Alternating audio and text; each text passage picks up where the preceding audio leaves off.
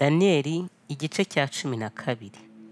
Maze icyo gihe Mikayeli wa mutware ukomeye ujya uhagarikira abantu bawe azahaguruka, hazaba ari igihe cy'umubabaro utigeze kubaho, uhereye igihe amahanga yabereye ukageza icyo gihe.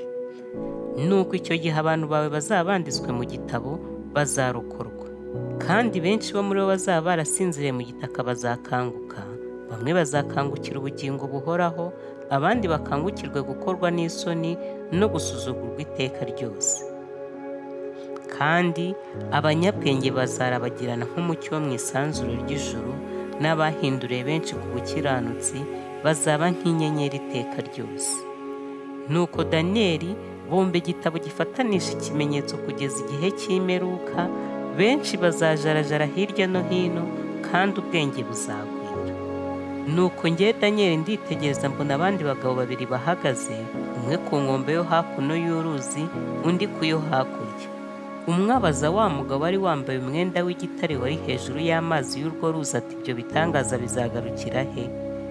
Mbona wa mugabo wari wambaye umwenda w'igitare wari hejuru y'amazi y'uruzi atunga ukuboko kw'iburyo n'ukw'ibumoso ku ijuru, numva arahira ihoraho iteka ryose ngo bizamara igihe n'ibihe n'igice cy'igihe, kandi ati nibimara kumenagura imbaraga z'abera, ibyo byose bizahera ko birangire.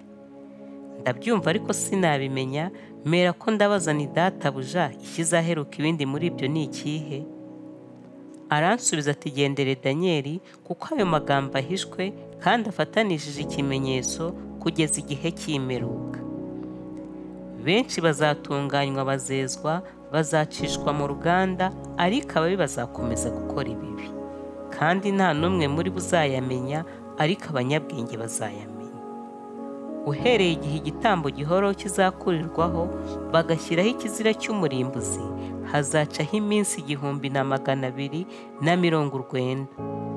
Hahirwa uzategereza akageza ku munsi w'1333.